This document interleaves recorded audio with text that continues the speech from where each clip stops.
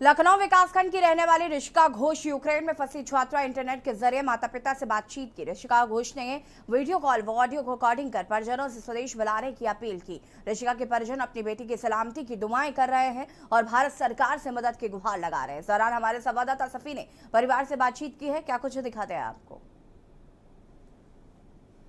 रूस और यूक्रेन के बीच युद्ध छिड़ चुका है, कई घंटे बीत चुके हैं, लगातार बमबारी हो रही है।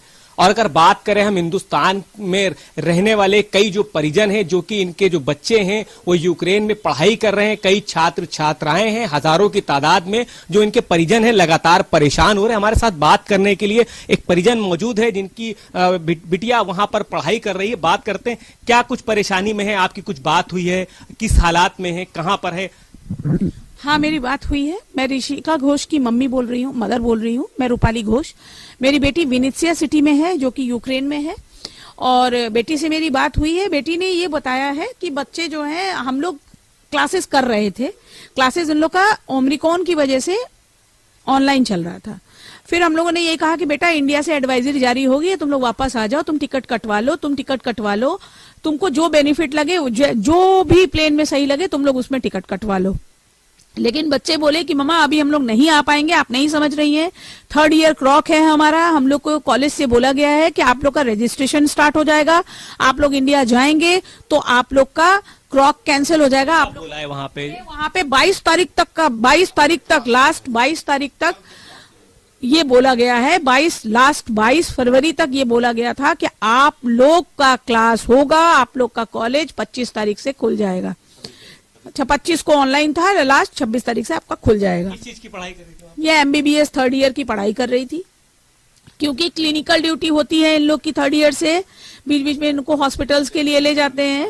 ये बच्चे गए भी थे, बच्चे जा रहे थे, रेगुलर इनका क्लासेस चल रहा था, सब कुछ चल रहा था, लेकिन बीच में ओमिक्रॉन आने की वजह से हो सकता है, इस वजह से उन्होंने ऑनलाइन किया हो। फिर जो है यही सब चल रहा था। उसके बाद हमारी बेटी का टिकट भी हो गया, जो भी टिकट धीरे धीरे फुल होते जा रहे हैं, इतना ज्यादा किराया भी बहुत था। उसके बाद 25 का टिकट भी हुआ, 25 तारीख को उसको आना था, लेकिन इत्तेफाक 24 तारीख से यहाँ आज का टिकट हुआ था, यानी कि आज आना था। आज उनको आना था। इस्तांबुल सऊदीया होते हुए 24 आवर्स की फ्लाइट थी, लेकिन आ नहीं पाई बेटी। और कल भी उसके साथ के कुछ बच्चे थे जिनका कल सुबेरे मॉर्निंग में फ्लाइट था, वो कीव में फंस गए हैं, उनके साथ कोई संपर्क नहीं हो पा रहा है, वो भी फंसे पड़े हैं। उनको एक यूक्रेनियन हॉस्टल में ले जाया गया है, वो बच्चे यूक्रेनियन हॉस्टल, मेडिकल हॉस्टल में हैं।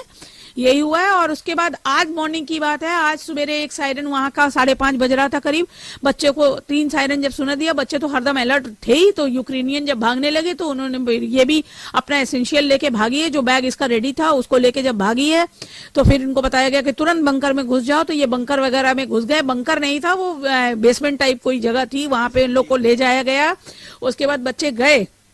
उसके बाद जाने के बाद करीब आधा पौने घंटा के बाद बोला गया कि नहीं, बैक टू योर हॉस्टल्स और अपार्टमेंट। और ये तो बच्चे जब वापस लेके लौट के आए हैं, तब फिर एक बार हमको कॉल किया कि मम्मा हम लोग, ये तो सिर्फ एक मॉक ड्रिल था, अभी तो आगे देखिए क्या होता है। हम लोग को कहा गया कि मॉक ड्रिल, ये आज मॉर्निंग में जब इन लोग को वापस लौटाया गया है, जब इन लोग को वापस वहां इन लोग को पहले ले जाया गया, फिर उसके बाद बोला गया कि ये एक मॉक ड्रिल है। ये मॉक ड्रिल, ये तो आप लोग को तैयार किया जा रहा है कि अगर यहाँ बॉम्बार्डिंग होती है, सिविलियंस पे कोई अटैक होता है, तो आप लोग इस तरीके से बंकर के अंदर चले जाएंगे। बिल्कुल, ये परिजन हैं, ऐसे हजारों परिजन हैं हिंदुस्तान में जो कि परेशान हैं, उनके बच्चे वहां पर फंसे हुए हैं, लगातार बमबारी हो रही है, कभी बंकर में लेकर जाते हैं, कभी बाहर लेकर आते हैं, खाने पीने की कोई व्यवस्था ठीक ठाक नहीं है। फिलहाल अब जैसी स्थिति वहां पर बनी हुई है, अब देखना होगा कि हिंदुस्तान सरकार किस तरीके से उन लोगों को वहां से लाने की प्रक्रिया करती है। कैमरामैन बिलाल के साथ सफी अहमद के न्यूज़ इंडिया।